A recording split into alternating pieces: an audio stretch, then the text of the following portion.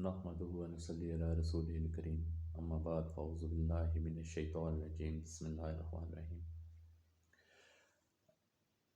Friends, میں صرف چند باتیں کرنا چاہتا ہوں آپ لوگوں سے، اور کچھ چیزوں کی طرف میں آپ لوگوں کی توجہ دلانا چاہتا ہوں کہ آپ خود سوچیں، سمجھیں، اور جو آپ کو رستہ اچھا لگتا ہے نا، اس راستے پر چلنے کی کوشش کریں۔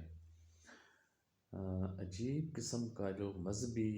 لٹریچر آج کل سوشل میڈیا پر چل رہا ہے، عجیب قسم کا جناب ادھر طوفان بدتمیزی برپا ہے۔ کوئی کسی کو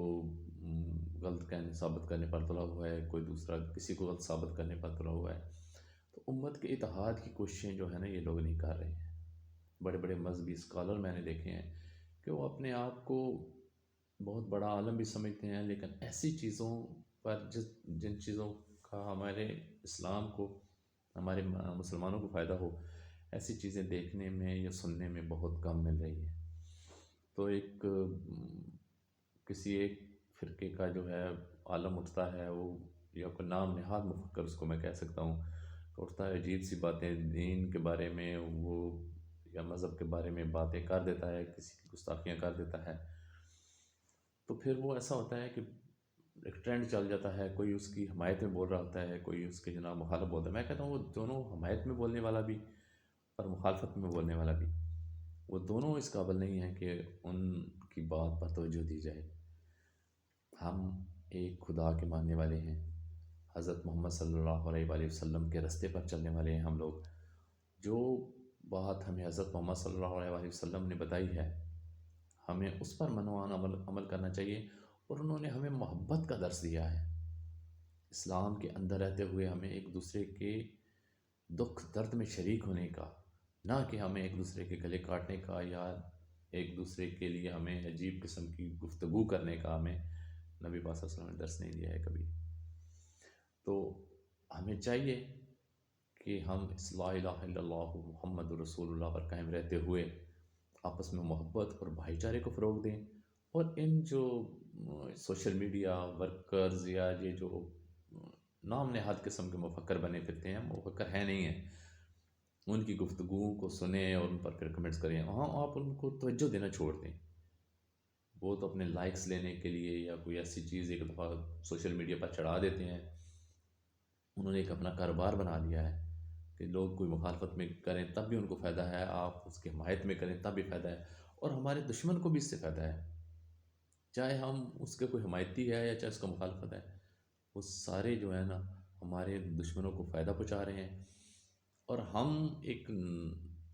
5th جنریشن وار کا حصہ بنتے جا رہے ہیں۔ ہمیں اس تمام معاملات میں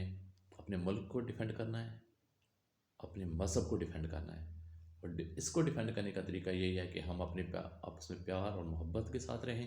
اور ایک واحد کلمہ ہی ہے جو ہم سب کو ایک جگہ رکھ سکتا ہے، نہ ہم کہ یہ پنجابی ہے، یہ بلوچی ہے، یہ پٹھان ہے۔ جب لا الہ الا اللہ محمد رسول اللہ پڑھ لیا تو اس کا پھر کوئی علاقہ نہیں، مسلمان کی ساری زمین ہے، اور اللہ تعالیٰ نے جو فرمایا ہے اسی پر عمل کرنا ہے ہمیں، اور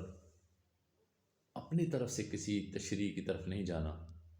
قرآن سے آپ لوگ رہنمائی حاصل کریں، اور قرآن مجید کو ترجمے کے ساتھ پڑھ کر آپ لوگ خود ان چیزوں کو دیکھیں جن چیزوں کی طرف یہ لوگ اشارہ کرتے ہیں، اور ایک فرقہ واریت کی ہوا انہوں نے جناب گرم کی ہوئی ہے۔ تو میری تمام لوگوں سے یہ گزارش ہے، تمام مسلمان بھائیوں سے یہ گزارش ہے کہ یار، میں اس بندے کو تو ولی سمجھتا ہوں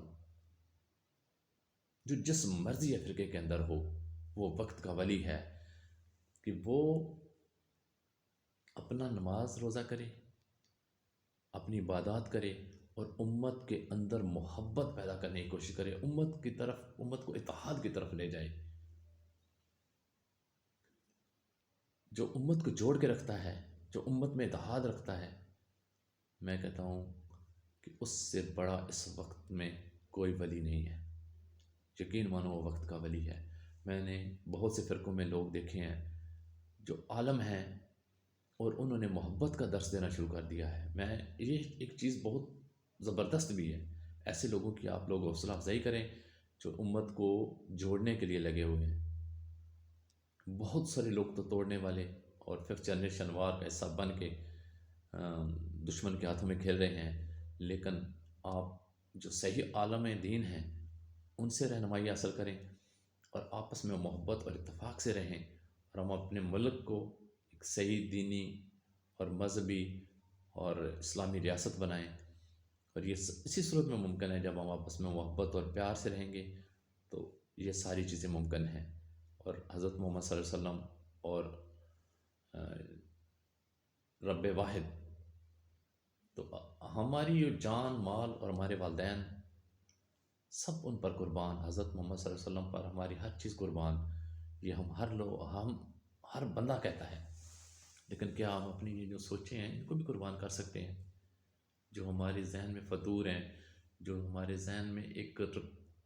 عجیب قسم کی جو چیزیں چل رہی ہیں، کیا ہم ان کو نہیں چھوڑ سکتے؟ ہم ایک محبت کا درس دیتے ہوئے پیار اور محبت کے ساتھ ہم سنی شیعہ پنجابی سندھی بلوچی پٹھان ہم ایک جان ہو کر نہیں رہ سکتے؟ خدا کی قسم، آپ لوگ ایک دفعہ ایک ہو کر تو دیکھو، جب آپ لوگوں کے اندر اتحاد آ جائے گا،